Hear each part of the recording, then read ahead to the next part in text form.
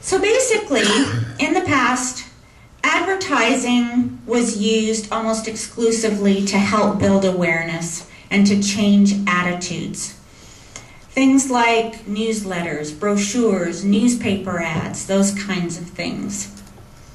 Success depended on the number of ads or the number of brochures or newsletters that were distributed. There was no concern as to how many people actually read the brochures, but it was just a numbers game, basically. So now, effective change agents use community-based social marketing to change behaviors, and that's the key. We move from changing attitudes to changing behaviors. And success depends on the number of people who actually do reduce water consumption, use transit, whatever message it is you're trying to get out there. The measurement of success is only in behavior change. So what is community-based social marketing? First of all, it seeks to change behavior. That is key. It reflects social psychology, anthropology, and social learning theories and practices. There is a real art as well as a science to it. And it combines commercial marketing strategies with behavior change tools. And what's really, I like this quote, the application of marketing technologies developed in the commercial sector to the solution of social problems where the bottom line is behavior change. So social marketing reflects conventional marketing to a certain extent. So in commercial marketing, we have the 4 Ps. We have the product, the price, placement, and promotion, and the bottom line being profit. On the social marketing side, you have the product, the price, the placement, promotion, with the bottom line being sustainable behaviors. So in commercial marketing, the product is the good or the service that you're trying to sell. Price is the cost in dollars. Placement is the availability of the product for people who want to buy it.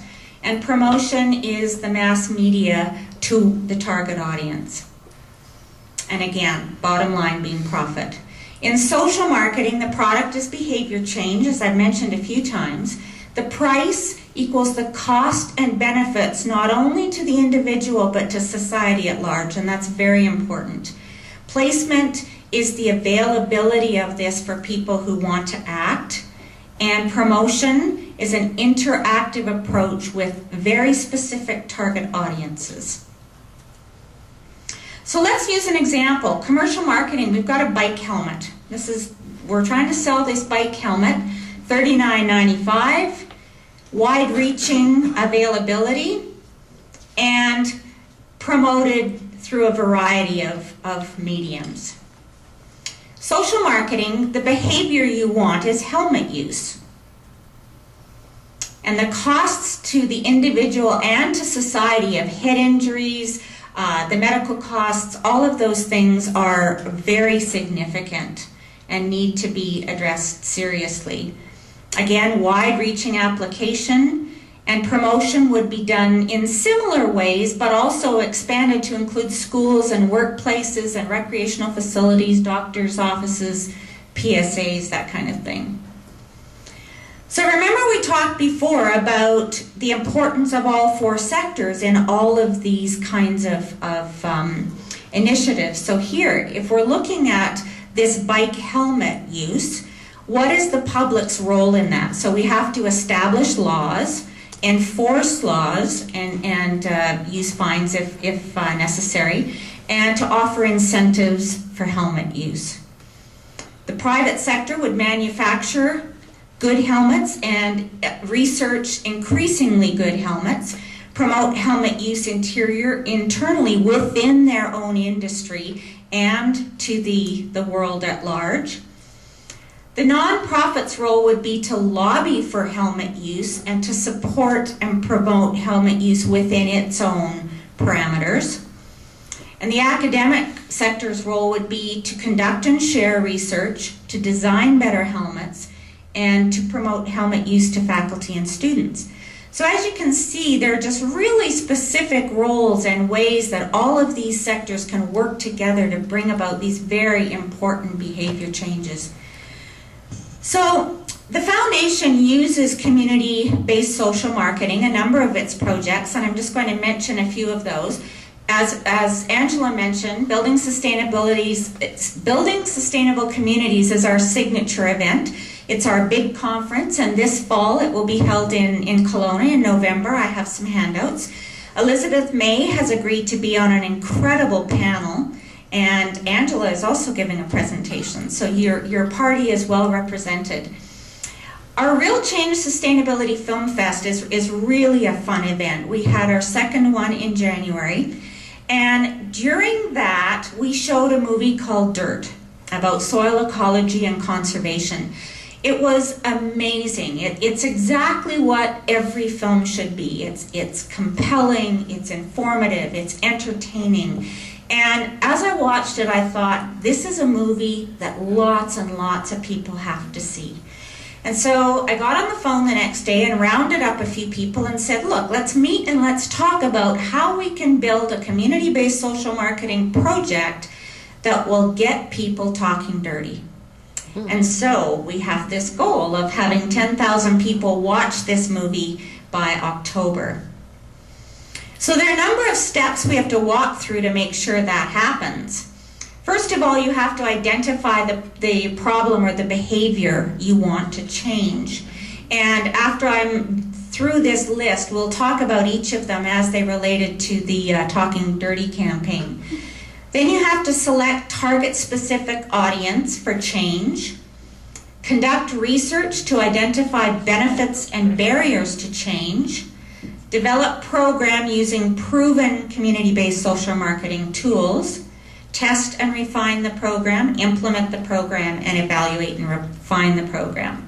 Those are kind of the boring parts of it. The front end is always the most exciting part. So, to identify the problem with regard to our Talking Dirty project, many people in the Okanagan, like me, know little about soil. I had no idea that soil was a living system that enveloped the earth. I knew that a handful of soil had 10,000 or more living organisms in it, but I had no idea that it was this skin that surrounds the earth and really does support all of the things we do from an ecosystem perspective. We abuse soil. So we're either eroding it, we're paving it over, or we're polluting it. And there's evidence in all sectors about how that's happening. And we don't make buying decisions with soil in mind. And I never would have considered that before seeing the movie, but now I do. So we identified that problem and said, okay, we're going to address that, and we're going to select our target audience.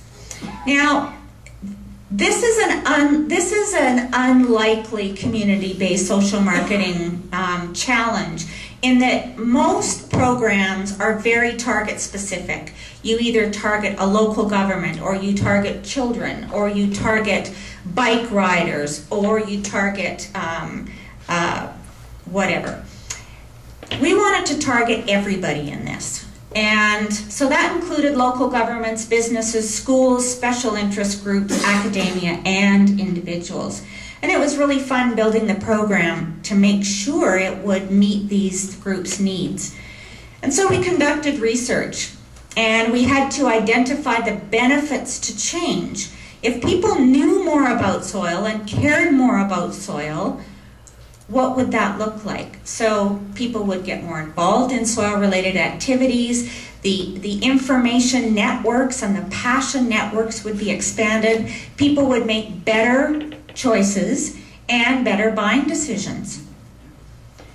So what are the barriers to change about soil? Well, lack of awareness, people just don't know. Habitual behaviors. People have used synthetic pesticides for 30 years. It's going to take them a little bit of thinking and a little bit of time to make that change. Sense of entitlement, lawn pride, that's a huge one. Peer pressure, lawn envy. Resignation.